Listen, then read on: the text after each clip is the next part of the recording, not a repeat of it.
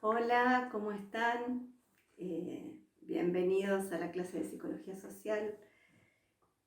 Eh, Se me ocurrió sumar esta herramienta de poderme filmar hablando, introduciéndolos a ustedes en la psicología social y en principio que puedan entender la distinción que existe entre la psicología social y la sociología.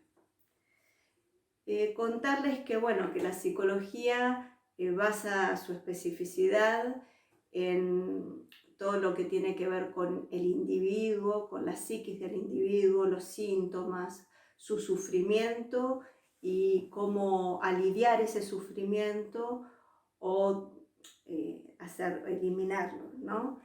Que la sociología, por otro lado, se basa en el estudio de los hechos sociales a un nivel macro. Por ejemplo, uno puede estudiar un sector de adolescentes entre 16 y 18 años que viven en el conurbano, que no tienen los estudios terminados secundarios, que trabajan, cuáles son sus necesidades, como poder leer subjetividades a un nivel más macro, ¿no?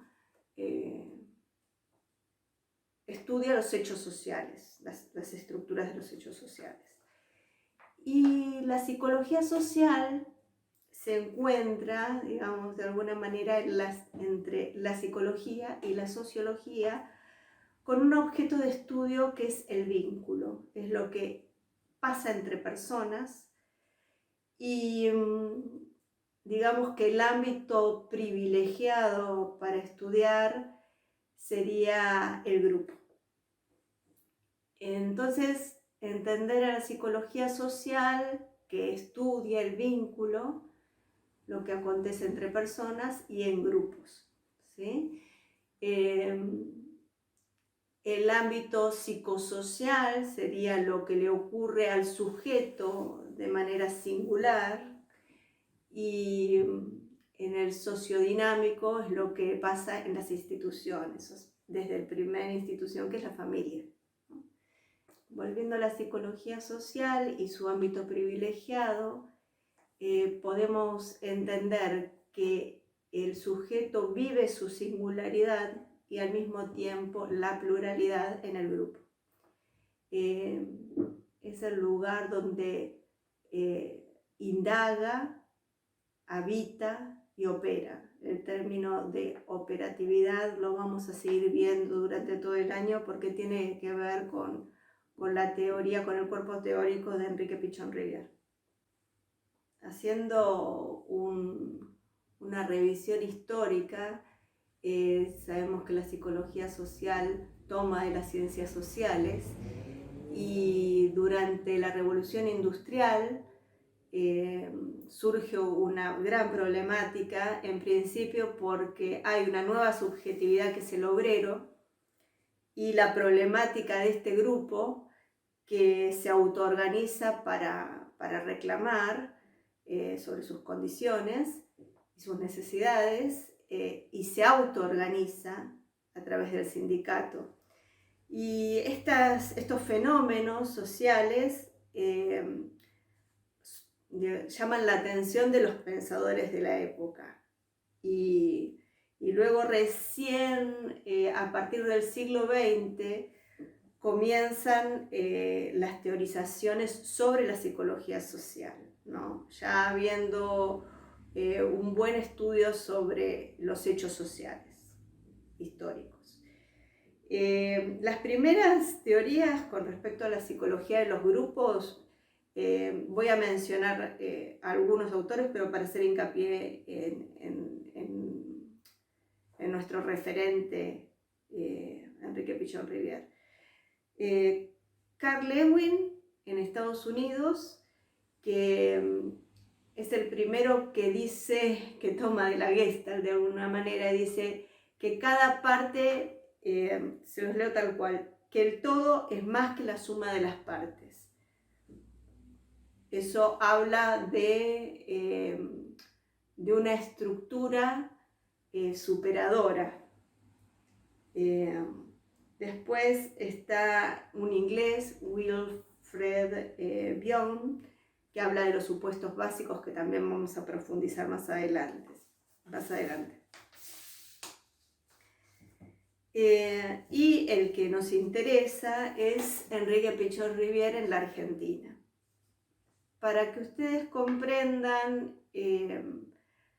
cuál era la situación de Enrique Pichon-Rivière, suegro, que luego vamos a mencionar de qué se trata, que es parte del cuerpo teórico de Enrique Pichon-Rivière.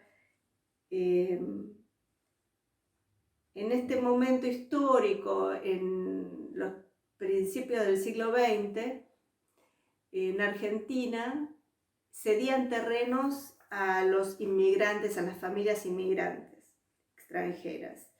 Y los padres de Enrique Pichon-Rivière, franceses, deciden venirse al Chaco, donde les cedían tierras, y armar un proyecto de plantación de algodón. En ese momento, Enrique Pichon-Rivière tenía 3 años y se encuentra con hay un cruce cultural, porque sus padres, franceses, burgueses, cercanos a la intelectualidad del momento europea, les gustaba la ópera, leían los poetas malditos. Él, viniendo de